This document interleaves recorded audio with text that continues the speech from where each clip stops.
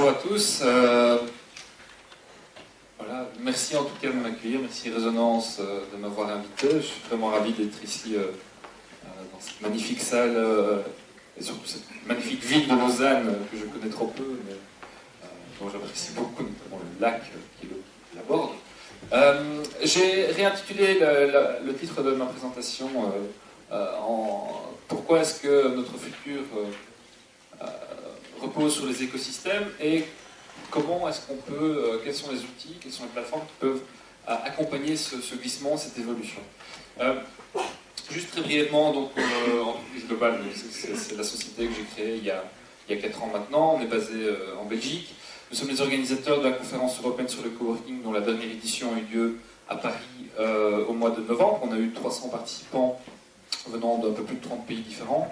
Nous sommes aussi les organisateurs de la conférence Entrepreneurship, comme Kim l'évoquait juste maintenant. Et donc, une de nos activités, notre activité principale, c'est d'essayer de sensibiliser sur les nouvelles formes d'organisation d'entreprise et comment justement notre économie est en train de glisser vers un nouveau modèle qui accompagne des changements de paradigme. Alors ça a l'air un peu pompeux comme ça, mais c'est vraiment des changements profonds qui sont en train de se passer. Je vais essayer d'exposer ça rapidement en 4 points principaux. Le premier, c'est peut-être rappeler simplement d'où on vient. Pour mettre un peu de contexte, après tout, pour résumer, disons que si on regarde un petit peu la physionomie et les grandes dynamiques de notre économie, au XVIIe, XVIIIe siècle, les acteurs économiques, c'était principalement les nations. Puis au XXe siècle, c'était principalement les entreprises, et même les dernières décennies, les grandes entreprises. Et aujourd'hui, on va vers un modèle où finalement le modèle traditionnel est en train de glisser vers un modèle où les quartiers généraux de grandes entreprises vont prendre de moins en moins d'importance. Je vais essayer d'expliquer pourquoi. Et en gros, le XXIe siècle, celui auquel on se prépare, le moteur économique, les acteurs économiques, ce seront essentiellement les individus, c'est-à-dire vous et moi, mais pas les individus comme ça éparpillés, ce sont des individus interconnectés, et les individus justement qui ont la capacité aujourd'hui d'entreprendre, de créer des choses, justement parce qu'il y a une forme de démocratisation de l'économie, ou en tout cas des outils qui permettent de créer de la valeur, et c'est ce qu'on va essayer d'examiner maintenant. Donc, grosso modo, on est même pas à l'aube, on est au cœur d'un glissement et certains commentateurs disent aujourd'hui que c'est le perfect storm. Donc, en gros, il y a toute une série d'éléments qui sont en train de converger pour faire évoluer justement nos modèles économiques traditionnels, nos modèles d'entreprise traditionnels, nos modèles de société, vers quelque chose qui est véritablement nouveau et pour lesquels justement les mises en réseau, les notions d'écosystème vont être véritablement les éléments communs qui vont justement amener les futurs produits, services, expériences que nous allons créer dans les années qui viennent. Alors, d'où est-ce qu'elle vient cette tempête parfaite? Quels sont les éléments justement qui font que le système météo, quelque part, est en train que ces éléments qui sont apportés au même moment amplifient justement ce glissement?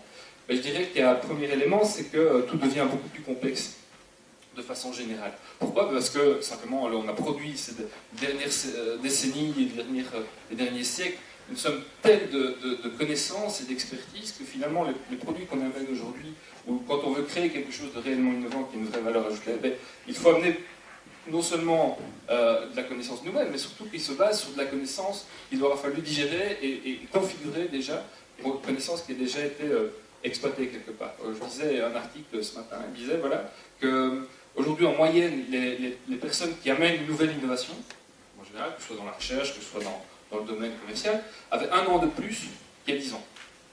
Pourquoi? Parce que justement, il faut commencer à maîtriser une quantité d'expertise, de technique, de technologie, d'expérience qui s'accumule au fur et à mesure, et pour amener quelque chose de véritablement nouveau, le niveau de complexité, lui, il progresse également. Deuxième chose, je ne sais pas si vous avez vu, c'est la couverture de The Economist de cette semaine. Et en gros, ça dit, on n'a plus rien inventé de réellement innovant ou qui change vraiment nos vies depuis l'invention du WC anglais. Donc, l'idée est en fait de dire que nos façons d'innover aujourd'hui, ou les produits que nous amenons, ne font qu'améliorer nos existences qu'à la marge. Et donc, de fil en aiguille, donc c'est une évocation un petit peu provocante, bien sûr, mais l'idée quand même fondamentale, c'est de penser que nos organisations, nos entreprises, finalement, quand elles innovent, elles font, elles font une coque bleue quelque part, elles amènent un système qui permet d'être guidé un petit peu mieux de l'autre côté, mais qu'il n'y a pas véritablement une progression en termes de création de valeur qui accompagne ces innovations, comparable à ce qu'on a connu pendant 150 ans. Troisième élément, c'est que ces innovations, la R&D, qu'on produit de façon dont nous sommes très fiers en Europe, aux États-Unis et autres, finalement, on n'en a plus du tout le monopole. La preuve, c'est qu'aujourd'hui, les trains rapides, les nouveaux avions de ligne civile, on voit que le nombre de brevets, tout simplement, qui est déposé par année dans le monde, la Chine, aujourd'hui, est au même niveau que les États-Unis. Dans certains domaines, elle les dépasse. Et donc, finalement, on n'a plus ce monopole, et quelque part, il n'arrivera pas grand... On ne devra pas attendre très longtemps avant, à un moment donné, devoir courir après ces acteurs dans des pays émergents qui, quelque part, ont investi plus et innovent, quelque part, davantage que nous. Même chose avec le nombre d'acteurs auxquels nous faisons face. Il y a quelques années, on pouvait dire, voilà, on peut dire que nos concurrents principaux, quel que soit le domaine, dans la pharmacie, dans l'immobilier, dans l'informatique, on disait, voilà, on a peut-être 10 concurrents et ils viennent en gros de 5 pays différents.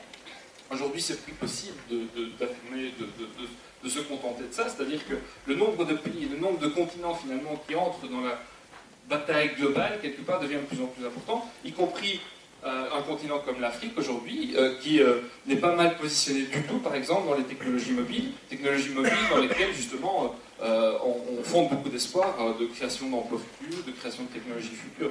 Donc, j'imagine que beaucoup d'entre vous savent, par exemple, que le système de paiement mobile le plus performant aujourd'hui a été inventé au Kenya. Parce que, justement, le contexte l'exige quelque part. Et donc, ça veut dire plus d'acteurs, plus de concurrents, il est plus difficile de suivre, et donc pour lesquels il est plus difficile justement d'anticiper les évolutions futures. Alors à côté de ça, on a d'autres défis, on a le défi environnemental évidemment, c'est des contraintes supplémentaires, donc non seulement il faut innover, mais en plus il faut tenir compte des prérequis et des obligations qu'on a quelque part, à la fois protéger l'environnement, protéger la biodiversité, limiter nos émissions de CO2, donc tout ça rend les choses plus complexes, c'est aussi certainement beaucoup d'opportunités, mais enfin, ça complète encore le tableau pour le rendre plus complet. Alors ça, c'était les éléments, disons, économiques, les éléments géostratégiques ou géopolitiques, mais à côté de ça, on a aussi chez nous des mouvements majeurs, des mouvements tectoniques, qui touchent notamment à la société et aux valeurs, justement, qu'on transporte. C'est-à-dire que, clairement, on voit que depuis quelques années, notamment depuis la crise de 2008, le mouvement s'est amplifié, c'est que les attentes des individus vis-à-vis de leurs attentes professionnelles, les attentes vis-à-vis du rôle des entreprises par rapport à l'impact social, sociétal, etc. Tout ça est en train, il y a un niveau d'exigence qui est en train de changer, qui ne touche pas seulement les clients et la société, mais qui touche aussi les travailleurs dans ces entreprises. Et donc il n'est plus possible aujourd'hui de ne pas tenir compte. Alors, des éléments aussi en termes de société, c'est que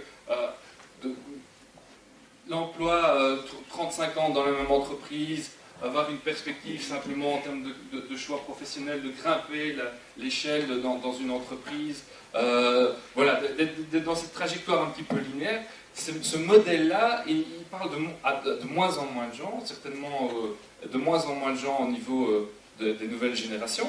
Et donc là aussi, en termes de fonctionnement, en termes d'attente, beaucoup d'entreprises se cassent un peu la tête aujourd'hui pour voir comment à la fois motiver les gens, leur dire voilà qu'effectivement on est porteur de sens dans une activité professionnelle dans une entreprise, on n'est pas seulement le rouage dans une grande machine dont l'objectif et les intérêts nous échappent un petit peu. Et donc forcément aussi, bien sûr, se dire qu'on remet le curseur un petit peu en équilibre sur nos espoirs, nos attentes personnelles et nos espoirs et nos attentes professionnelles.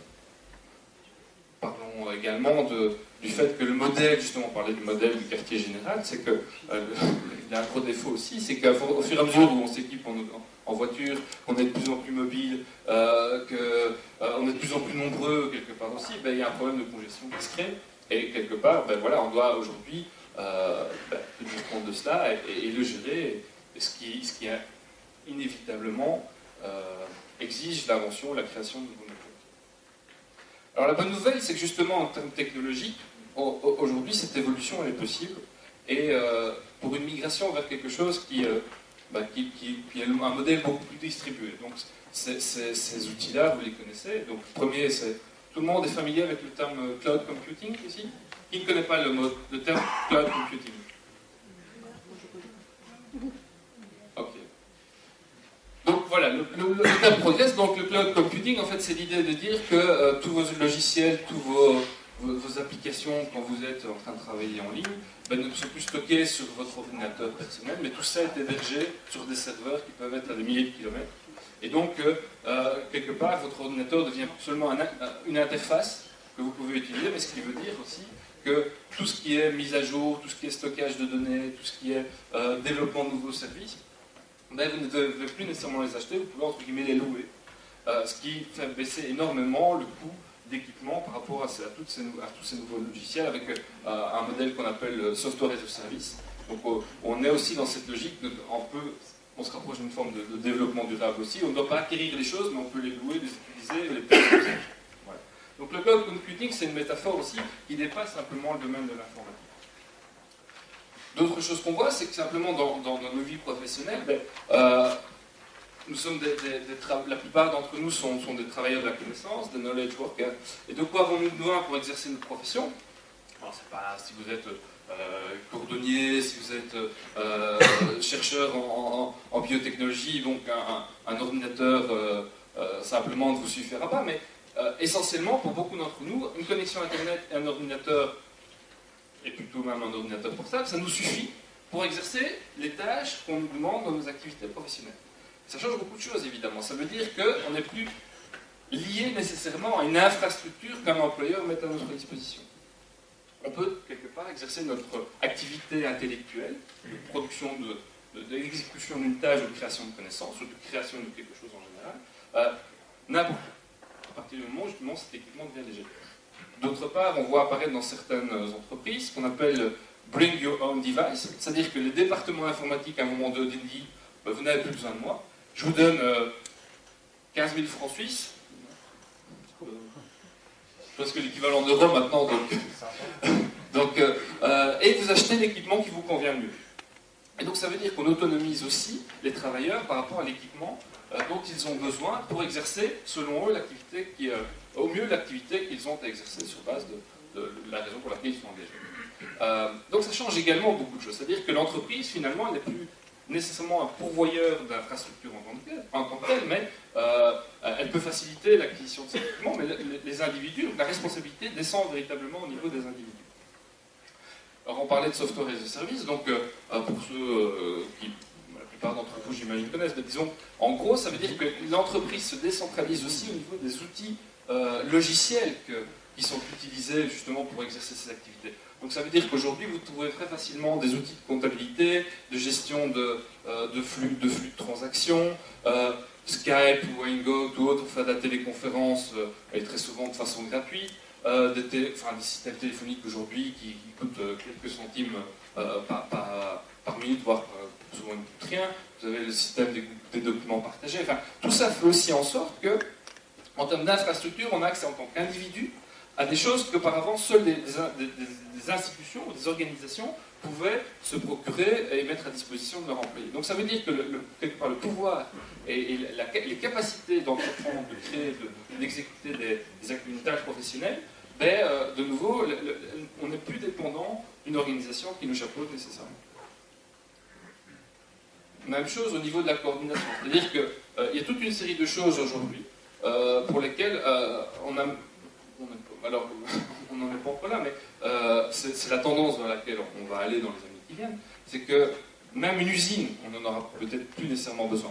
Pour beaucoup d'entreprises, on n'en a déjà plus besoin. Alors, il y a de la polémique autour de tout ça, etc. Mais donc la sous-traitance de la production, la sous-traitance même de l'innovation, c'est quelque chose qui est réel dans la plupart des entreprises. Donc par exemple, l'innovation dans les automobiles, la majeure partie finalement de tout ce qui est nouveau, comme produit, comme service, comme logiciel, dans les voitures neuves que vous achetez aujourd'hui, elles ne sont pas développées par Opel, par Renault ou d'autres, elles sont développées par leurs fournisseurs. C'est-à-dire que les Forestia, donc les systèmes GPS embarqués, les systèmes de clés, tout ça est développé par des sous-traitants ou des sous-traitants de sous-traitants. Donc ça veut dire que l'innovation n'est même plus nécessairement quelque chose qui est au sein même de l'entreprise qui va vendre l'automobile. Donc ce modèle de décentralisation ultime, il est déjà présent chez nous, mais la différence c'est qu'aujourd'hui, il n'est plus nécessairement réservé qu'aux grandes structures. Il commence tout doucement à être accessible à des PME, des petites PME, voire des startups, voire des individus. Alors, ce que je voulais dire, c'est qu'on n'en est pas encore là, c'est que vous connaissez, peut-être vous avez entendu parler de ces outils incroyables qu'on appelle les imprimantes 3D. Quelqu'un ne connaît pas ce qu'est l'imprimante 3D? Donc les imprimantes 3D, c'est le principe d'une imprimante, mais au lieu d'imprimer un document, il vous fabrique un objet.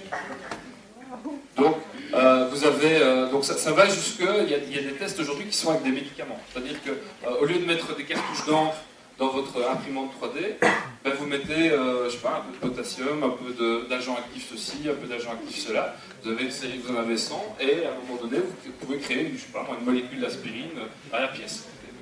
Donc on est encore en test, mais beaucoup n'hésitent pas à dire qu'à un moment donné, ben, on aura notre pharmacie à domicile, presque notre laboratoire personnel à domicile, et on pourrait imaginer qu'il vous manque un couvert chez vous parce que vous avez un invité, vous le faites fabriquer, vous avez votre imprimante 3D qui vous fait faire ça en magnésium, ou que sais-je. Et voilà, donc ça c'est le modèle vers lequel on va, encore, mais petit à petit on en parle de plus en plus.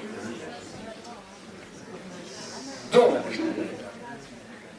pour parler justement, résumer les trois points qu'on a évoqués jusqu'à présent, le monde devient plus complexe, les structures traditionnelles ne parviennent plus justement nécessairement à répondre à cette complexité qui en plus est complexe parce que l'évolution est de plus en plus rapide, donc elles doivent décentraliser, elles doivent s'ouvrir,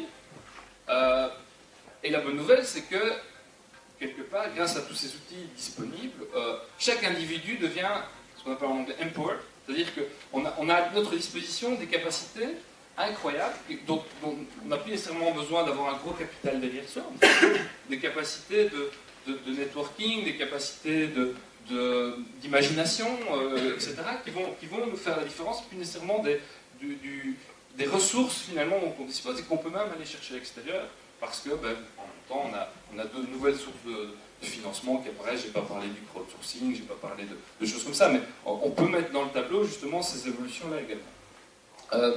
Et dernier point, c'est que, et c'est là où on rejoint justement le thème très précisément de la soirée, c'est l'économie du co, c'est-à-dire que tout ce qui est co, donc collaboration, coopération,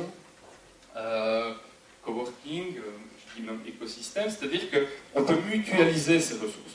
Donc grâce à ces outils qui sont disponibles, grâce à cette ouverture qui se crée, grâce à la mise en réseau, il y a toute une série de choses qu'on peut mutualiser. Et donc le futur, justement, il va sans doute être basé sur cette évolution. L'un des mots-clés de ce à quoi va ressembler l'organisation de demain, ou l'environnement dans lequel on va travailler, c'est le modèle d'écosystème. Le modèle d'écosystème, intuitivement, on le comprend, c'est-à-dire que c'est beaucoup d'éléments différents, des petits, grands, etc. Mais tout concours, justement, toutes les interactions entre tous ces éléments permet d'enrichir justement un contexte, un environnement d'ensemble. Et donc l'important, c'est justement que tout ça soit en communication et en connexion. Donc ce qu'on voit aujourd'hui, c'est véritablement qu'on migre d'un modèle qu'on a connu justement avec ces grandes entreprises, avec cette économie justement plutôt avec des organisations sous forme pyramidale, etc., d'un monde où c'est le principe principal qui était celui de la concurrence, vers un modèle où finalement on va aller davantage vers des modèles de collaboration.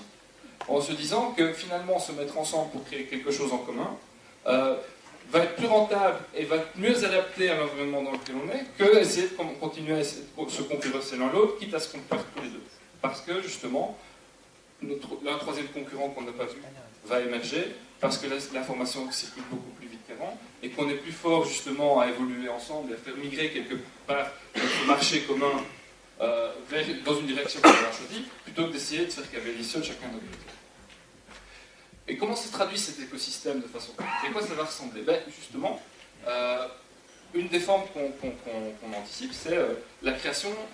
Donc on a vu qu'on n'a plus nécessairement besoin de quartiers généraux très lourds, très hauts, etc., mais que tout ça se décentralise.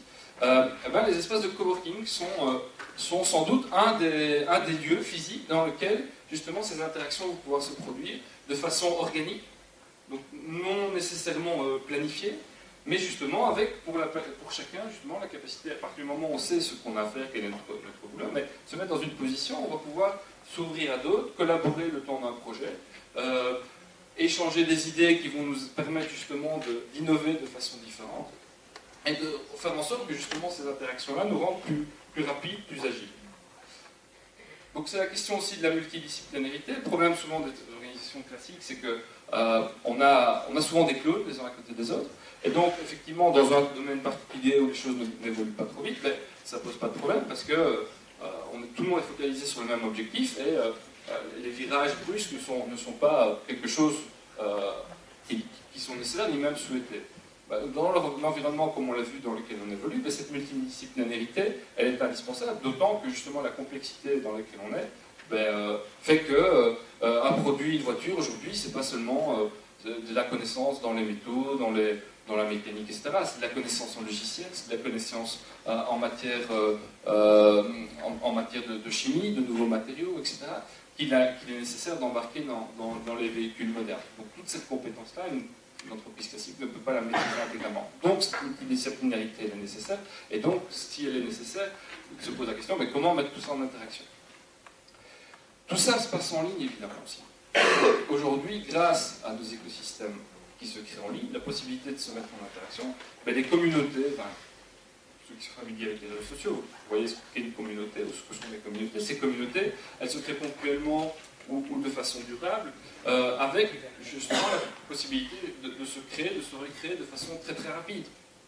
Donc on voit aujourd'hui des communautés qui se créent dans des domaines très très différents. Enfin, on parlera tout à l'heure de Wikipédia par exemple, pour prendre un des exemples les plus connus, mais tout ça est bottom-up, tout ça part d'initiatives quelque part spontanées, qui s'organisent, qui se coordonnent, et on n'a plus besoin de nouveau, encore une fois, d'une organisation fêtière qui décide pour les autres, à un moment donné, on va entreprendre ceci. Les choses se passent organiquement grâce à ces contacts. On parlait justement des espaces de coworking, donc ça, je crois que c'est un exemple en Nouvelle-Zélande. Vous avez plus de 2000 espaces aujourd'hui de coworking dans le monde, le nombre double chaque année. Vous avez des pays aujourd'hui en Europe où il y a une véritable explosion, donc la France et l'Espagne en ce moment.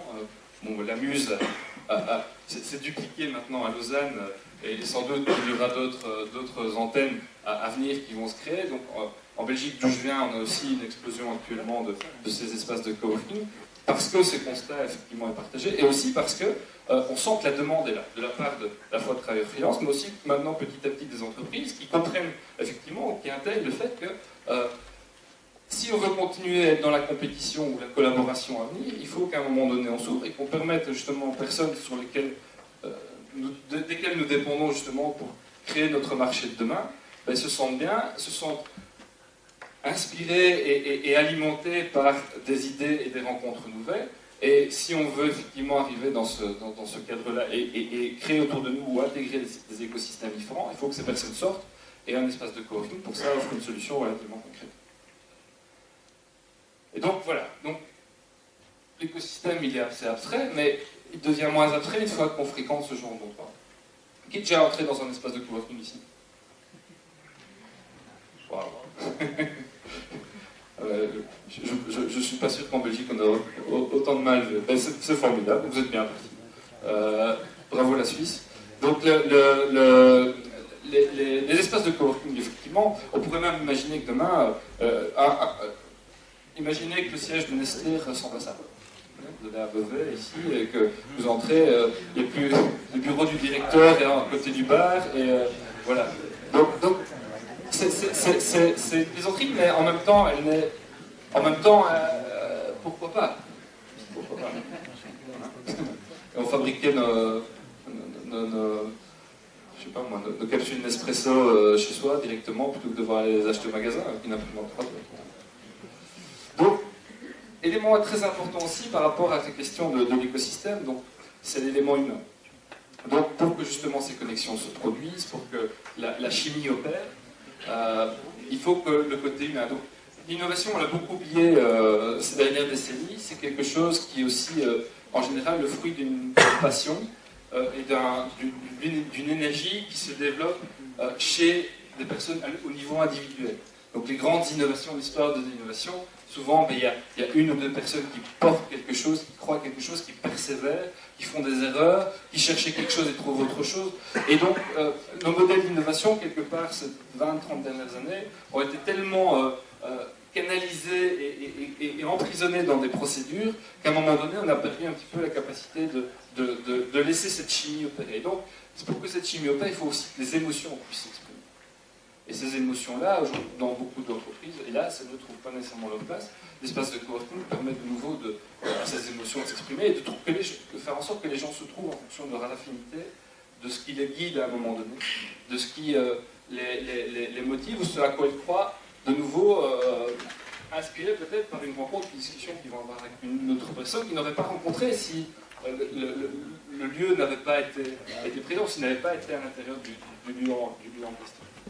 Donc c'est aussi une question d'attitude, c'est-à-dire que quelque part, pour que justement la chimie opère, les contacts arrivent, que l'inspiration vienne, il faut être ouvert. Et donc c'est des attitudes qui parfois sont naturelles pour certains, pour d'autres c'est parfois un peu difficile, mais ça va vraisemblablement dans l'avenir faire partie aussi des apprentissages.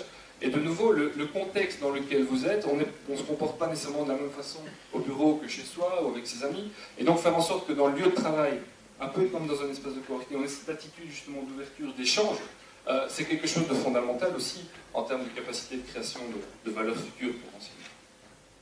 Juste un exemple, c'est... je ne sais pas pourquoi j'ai laissé ça, mais en gros, juste une parenthèse, c'est que parfois on pense qu'un espace de coworking, c'est juste des tables et des chaises. Ça, c'est un exemple à Liège, sur une autoroute, ils appellent ça espace de coworking, donc tout est automatisé. Donc le café, c'est un distributeur, vous avez du wifi qui est... Et vous voyez, c'est vide. Donc c'est vraiment pas une question de table et de chaise, c'est une question justement de rencontre, et c'est la dimension humaine qui fait que les gens vont fréquenter ou non l'espace. Donc c'est donner de l'inspiration. C'est donner de l'inspiration à travers plein de moyens, plein de petits trucs, etc. Interrogez simplement les gens de la muse, ils vous expliquent pas. Ils en parleront mieux que moi, certainement. Pour terminer, on avait fait une petite enquête pour la première conférence coworking en 2010. On a demandé est-ce que les coworkers qui se fréquentaient ont déjà démarré chez vous des projets suite à une rencontre qu'ils ont faite avec un autre coworking qui ne connaissait pas avant de fréquenter l'espace. 87% des espaces de coworking ont répondu. Et vraiment pour conclure, c'est pour dire justement que le modèle coworking aujourd'hui, il commence justement à pénétrer le monde des entreprises. Bon, Google n'est pas n'importe quelle entreprise, mais ce sont les dirigeants de Google, si vous voyez. Hein, donc les fondateurs et Eric Schmidt de Google n'ont pas le même bureau, mais une fois par semaine, ils ont décidé, voici quelques mois, de travailler sur leurs activités respectives, mais dans le même bureau. Justement parce que ces interactions informelles, pour eux, sont beaucoup plus profitables que de mettre une réunion dans un agenda où ils se rencontrent, où ils définissent un agenda à l'avance. Merci.